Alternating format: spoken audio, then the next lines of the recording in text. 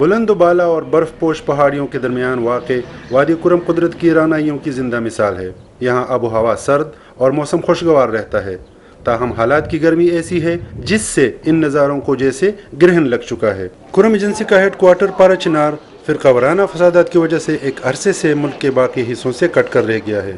زمینی راستے بند ہیں، ہوائی سفر یا تو نہ ہونے کے برابر ہے اور یا پھر انتہائی مہنگا، جو ہر کسی کی بس کی بات نہیں۔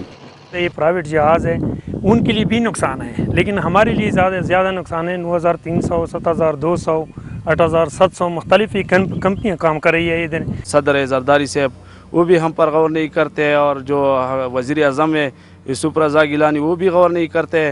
کیا ہم پاکستانی نہیں، کیا ہم عوام نہیں ہے اس ملک کا؟ پشاور ایئرپورٹ سے 9000 میں نے ٹکٹ لیا پارا چنار کا، جو کسی کی بس میں نہیں ہے، بہت غریب لوگ ہیں۔ ادھر ایسے لوگ بھی ہیں جو لیبر کا کام کرتا ہے، 5 دن 10 دن ادھر پشاور میں پڑے رہتے ہیں۔ نجی کمپنیوں کی طرف سے شروع کیا گیا یہ ہوائی سفر کبھی کبھی خطرناک بھی ثابت ہو سکتا ہے، لیکن کوئی اور چارہ نہ ہو تو یہ بھی گوارا کرنا پڑتا ہے۔ ٹل پارا چنار ہائی وے پارا چنار میں مسور عوام کے استعمال کے لیے محفوظ نہیں ہے، جس کی وجہ سے لوگ اس راستے سے سفر کرنے سے گریز کرتے ہیں۔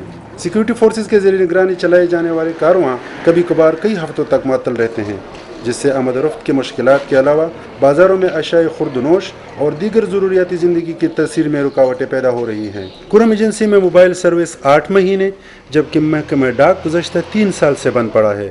آٹا اور تیل تو افغانستان کے راستے پہنچ جاتا ہے، تاہم مارکیٹ میں ادویات کی قلت اور ہسپتال میں ماہر ڈاکٹروں کی کمی پریشانی کا باعث ہے۔ جو تکلیف ہے ہمیں وہ اسپیشلسٹ ڈاکٹرز کی وجہ سے ہیں۔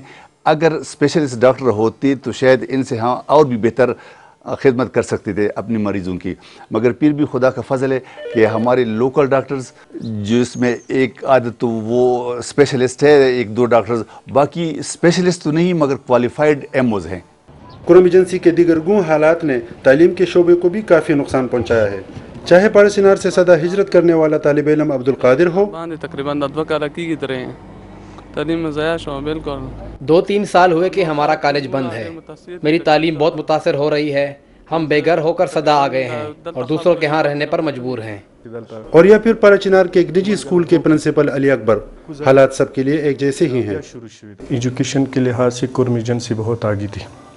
میں یہ دعوی سے کہہ سکتا ہوں کہ لٹریسٹی ریٹ کے لحاظ سے کرم ایجنسی پشاور اور اسلام آباد کے برابر جا رہی تھی، لیکن بدقسمتی سے نہ جانے کس کی نظر لگ گئی اس ایجنسی کو کہ اب وہ بچے بہت پیچھے رہ گئے ہیں۔ مگر ان قبائل کے درمیان رہنے والے عیسائی برادری سے تعلق رکھنے والے لوگ شاید سب سے زیادہ متاثر ہوئے ہیں۔ پارا چنار شہر کی صفائی پر مامور یہ بیچارے گزشتہ 3 سال سے تنخواہوں سے محروم ہیں، جن کی اب تک کوئی سنوائی نہیں ہو سکی ہے۔ ہم ادھر ہی رہتے ہیں اور نوکریاں بیکار ہیں، تنخواہیں نہیں مل رہی، 3 سال 2.5 سال ہو گئے ہیں۔ ہمارا پیسہ بھی یہاں پہنچ سکے اور ہمیں کوئی ابھی تک دے نہیں رہے پیسے، اور قرض دار بہت تنگ کر رہے ہیں ہمیں۔ اتنی مجبوری ہے کہ ہمارے بچے بھوکے پیاسے رہتے ہیں، کہ جب محنت مزدوری کرے پیسے لے آتے ہیں تو بچوں کو لے کے دے دیتے ہیں۔ ہماری اتنی مشکلات ہے کہ ہم آپ کو کیا بتائیں، ہماری حکومت کوئی غور نہیں کرتی۔ ہمارے گھر میں میرا صرف شوہر کمانے والا ہے اور کوئی نہیں ہے، تو ہم کہاں سے پھر لائیں، ہم کہاں سے کھائیں؟ یہ ہماری مشکل ہے کہ حکومت ہمیں کیوں نہیں تنخواہ دے رہی۔ اگر ایسے میں افغانستان کے راستے تجارت اور ضروری اشیاء کی فراہمی ممکن نہ ہوتی تو صورتحال شاید اس سے بھی خراب ہوتی۔ زمینی راستے کھولنے، ہوائی سفر کے لیے مزید اقدامات اٹھانے اور ضروریات زندگی بہم پہنچانے کی ذمہ داری حکومت پاکستان کی فرائض منصبی ہے، جو کہ احسن طریقے سے پوری نہیں کی جا رہی۔ ٹل پارا چنار ہائی وے ایک عرصے سے بند پڑا ہے اور حالیہ بحال ہونے والے ہوائی سفر کا ہر کوئی استطاعت نہیں رکھتا، لہٰذا افغانستان کا راستہ آمد و رفت کا واحد ذریعہ ہے، جو طویل بھی ہے اور پرخطر بھی، لیکن ایسے حالات میں اس کے علاوہ اور کوئی چارہ نہیں رہتا۔